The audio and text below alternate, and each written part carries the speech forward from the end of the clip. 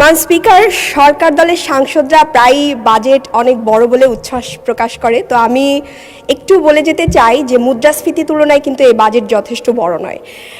মান স্পিকার, এই বাজেটের বিষয়ে কথা বলার আগে আমি একটু বলি যে আমাকে গতকালকে 2-3 জন মেয়ে ফোন করেছে, বলেছে যে আপু আপনি তো সংসদে কথা বলবেন, আপনি একটু বলবেন যে সঞ্চয়পত্রের যে মুনাফা, এই মুনাফার উপর কর দ্বিগুণ ধরা হয়েছে।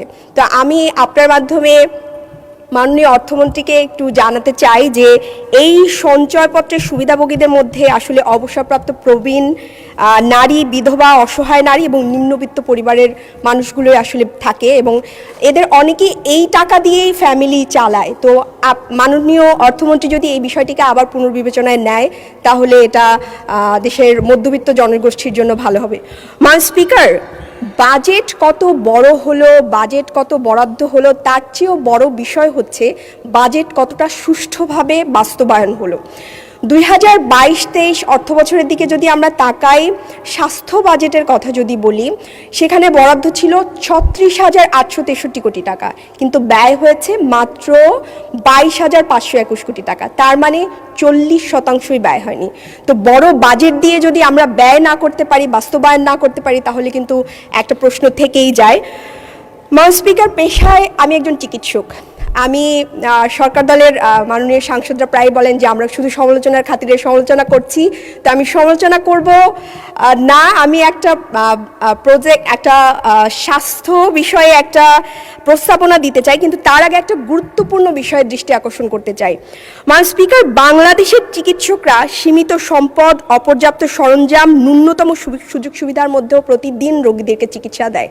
আপনি জানেন, আপনারা সবাই একটা এলাকা থেকে নির্বাচিত হয়ে এসছেন এবং সেই এলাকার হাসপাতালের কি অবস্থা এটা অ্যাজ এ হোল আমরা সবাই জানি, এবং হাসপাতালে ডাক্তারদের রুমের কি অবস্থা, তারা কিভাবে চিকিৎসা দেয়, কত কম সরঞ্জামের মধ্যে চিকিৎসা দেয়, এটা কিন্তু আমরা জানি। কিন্তু তারপরেও অত্যন্ত দুঃখের সাথে বলতে হচ্ছে যে আমাদের চিকিৎসকরা প্রতিনিয়ত লাঞ্ছিত হচ্ছে, তারা কর্মস্থলে প্রতিনিয়ত শারীরিক নিগ্রহের শিকার হচ্ছে।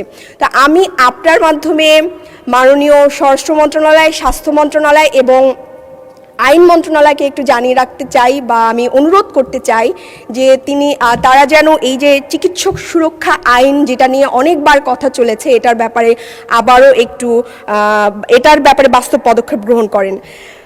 মান স্পিকার, রাজনীতিতে যুক্ত হওয়ার আগে আমি পেশাগত জীবনের পাশাপাশি ফ্রি চিকিৎসা দিতাম গর্ভবতী নারীদের। তা আমি যখন রাজনীতিতে আসি তখন তারা আমাকে প্রশ্ন করেছে, আপু আপনি তো চলে যাচ্ছেন, আমি প্রায় 30,000 গর্ভবতীদের চিকিৎসা দিয়েছি, বিনামূল্যে পরামর্শ দিয়েছি, তা আপনি তো চলে যাচ্ছেন, এখন তো আমরা এই সুবিধা থেকে বঞ্চিত হব। তখন আমি তাদেরকে কথা দিয়ে এসেছিলাম এবং খুব বড় গলায় আমি কমেন্টও করতাম যে আমি যদি নীতি নির্ধারণী পর্যায়ে যাই বা আমি যদি সংসদে যাই, আমি এমন নীতি বাস্তবায়ন করব যেখানে বাংলাদেশের 30,000 নয় 30 লক্ষ মায়েরা নিরাপদে সন্তান প্রসব করতে পারবে। তো মান স্পিকার, অত্যন্ত দুঃখের সাথে জানাতে হয়, খুব আবেগীয় বিষয় আমাদের নারীদের জন্য, বাংলাদেশে প্রতি বছর 3.5 থেকে 4,000 নারী সন্তান প্রসব করতে গিয়ে মারা যায়। এর চেয়ে দুঃখজনক একটা দেশের জন্য কিছু হতে পারে না। মান স্পিকার, এই মারা যাওয়ার পিছনে কিছু কারণ রয়েছে। তার মধ্যে দেখা যায় যে WHO যে নিয়ম, সে অনুযায়ী একজন নারীকে 8 বার অ্যান্টিনেটাল চেক আপ করার কথা, বাংলাদেশে মাত্র 5% নারী 8 বার চেক আপ নেয়, এবং 4 বার হলেও আমরা স্ট্যান্ডার্ড বলি বা ধরে নেই যে ওকে, সে 58% নারী এই 4 বারও নেয় না। এতে কি হয়? দুর্বল মানব সম্পদ তৈরি হয়। এই যে হামে এতগুলো শিশু মারা গেল, এদের সাথে কিন্তু এই যে গর্ভ অবস্থায় একটা অপুষ্টির একটা সম্পর্ক মাননীয় স্পিকার থেকে যায়।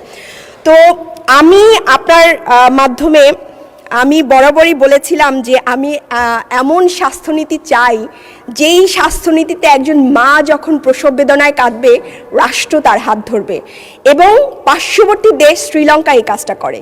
শ্রীলঙ্কা মাতৃমৃত্যুর হারকে ঈর্ষণীয় পর্যায়ে কমিয়ে এনেছে। সেই শ্রীলঙ্কার কাছাকাছি আমি একটা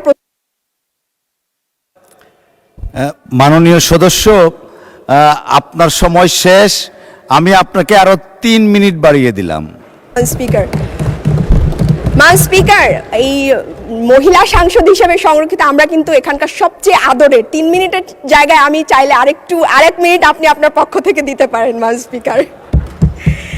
তো আমি প্রস্তাব করছি যে মান স্পিকার, মাতৃস্বাস্থ্য বেনিফিট প্যাকেজ, এটা একজন মায়ের জন্য 50,000 টাকার একটা প্যাকেজ, এটা চালু করার জন্য আমি এখানে স্বাস্থ্যমন্ত্রীও নেই, প্রতিমন্ত্রীও নেই, আমি বারবার খেয়াল করছিলাম, এবং আমি একজন বিরোধী দলের নারী সদস্য, আমার এই গুরুত্বপূর্ণ কথাটি এবং এই খুবই গুরুত্বপূর্ণ এবং আবেগময় একটা জায়গা নারীদের জন্য, এই কথাটি আমার সংসদ যারা আছেন তারা নেবেন কি না, আমি এটা নিয়ে, তারা নাই, আমি তারপরেও বলছি, এবং এটা কিন্তু দেশের জন্য, এবং আমি রাজনীতিবিদ নই, আমি জুলাইয়ের পরে এসেছি এবং আমি মানুষের জন্য কাজ করতে চাই। এটা একটা বড় জায়গা, এটা যদি আমাদের মায়েদের জন্য এরকম বেনিফিট প্যাকেজ নেওয়া হয়, আমরা একটা সবল মানব সম্পদ তৈরি করতে পারবো। এর মধ্যে কি কি থাকবে মাননীয় স্পিকার?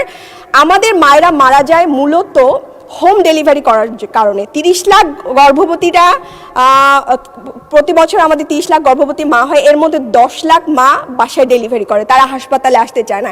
এই প্যাকেজের মধ্যে আমি হচ্ছে 8টি এনসি চেক আপ বা 4টি এনসি চেক আপ ন্যূনতম, এবং একটা পুষ্টির হচ্ছে প্যাকেজ, এবং প্রসব পরবর্তী সেবাটাও আমি নিশ্চিত করতে চাই। মান স্পিকার, আমি আপনার একটু দৃষ্টি আকর্ষণ করছি, এই প্যাকেজের জন্য নতুন কোনো অর্থ বাস্তবায়নের দরকার নাই বা বরাদ্দের দরকার নাই। যেই বরাদ্দ প্রতি বছর ফেরত যায়, সেই বরাদ্দ দিয়ে আমরা বাংলাদেশের নারীদেরকে নিরাপদ প্রসব ব্যবস্থা করে দিতে পারি। এবার একটু ট্রেজারি বেঞ্চের দিকে একটু আপনার অনুমতি নিয়েই বলছি। মান স্পিকার, সরকার অনেক ভালো ভালো নারী বান্ধব প্রজেক্ট নিয়েছেন এবং আমি এটাকে সাধুবাদ জানাই, কিন্তু আমি অত্যন্ত দুঃখের সাথে বলতে চাই যে ওখানে 37 জন নারী আর এখানে আমরা 13 জন নারী, অথচ টিআর কাবিখার বরাদ্দে আমরা মাত্র 13 জন বঞ্চিত হলাম। মান স্পিকার, অত্যন্ত দুঃখের সাথে এবং বিনয়ের সাথে অথবা জনগণকে আমি জানাতে চাই, যেই সরকার তার সামনে চেয়ারে বসা নারীদের সাংবিধানিক অধিকার রক্ষা করে না, সমান চোখে দেখে না, সেই সরকার কিভাবে সারা বাংলাদেশের নারীদের অধিকার রক্ষা করবে? মান স্পিকার, বলতে চাই না, তারপরে বলতে হয়, এর মধ্যে বাংলাদেশে অনেক বড় বড় মিরাকল ঘটে গেছে, এবং আমাদের মাননীয় স্থানীয় সরকার পল্লী উন্নয়ন সমবায় মন্ত্রীর উপজেলায় যেই কাজ হয়েছে সেটা অন্যান্য। মাননীয় স্পিকার, আমাকে 2 মিনিট দিতে হবে। আমি আগেই বলেছি, আমরা সংরক্ষিত আসনের নারীরা, আমরা এখানকার সবচেয়ে স্নেহের এবং আমাদের অধিকারও অনেক বেশি। প্রতিমন্ত্রীর আমি একটু বলে যাই। মাননীয় স্পিকার, 2 মিনিট এলাকা নিয়ে বলতে চাই।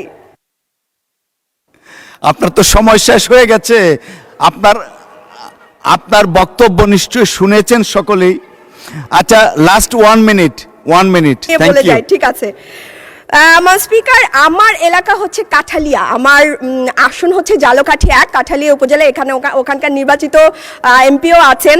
তো আমাদের সবারই একটা দাবি, কাঠালিয়া উপজেলার যে হাসপাতালটি, এটি হচ্ছে কাঠালিয়া উপজেলা থেকে 10 মাইল দূরে, এবং মাত্র 2টি ইউনিয়নের লোক যারা আছে তারা ওই স্বাস্থ্যকেন্দ্রের সুবিধা ভোগ করতে পারে, কিন্তু মেইন উপজেলায় কোনো হাসপাতাল নাই। আমি আপনার মাধ্যমে এই জায়গায় একটা হাসপাতাল নির্মাণের জন্য আমি অনুরোধ করব। পাশাপাশি আমাদের রাজাপুর উপজেলায়ও কোনো স্বাস্থ্যকেন্দ্রে কোনো সরঞ্জামাদি নাই। আমি এটাকে এই ব্যাপারে আপনার মাধ্যমে স্বাস্থ্যমন্ত্রীর দৃষ্টি আকর্ষণ করব। ম্যাম স্পিকার, আমি 2 মিনিট চেয়েছিলাম। থ্যাংক ইউ, আপনাদেরকে ধন্যবাদ। আজকে সংসদে প্রথম বক্তব্য। আর আপনি একটা কথা বলেছেন মাননীয় স্পিকার, যে এটা শাহবাগ না, আমরা কিন্তু শাহবাগ থেকেই উঠে এসেছি মাননীয় স্পিকার, এবং শাহবাগের সত্তা নিয়ে আমরা এখানে দাঁড়িয়েছি। আপনাকে ধন্যবাদ ম্যাম স্পিকার।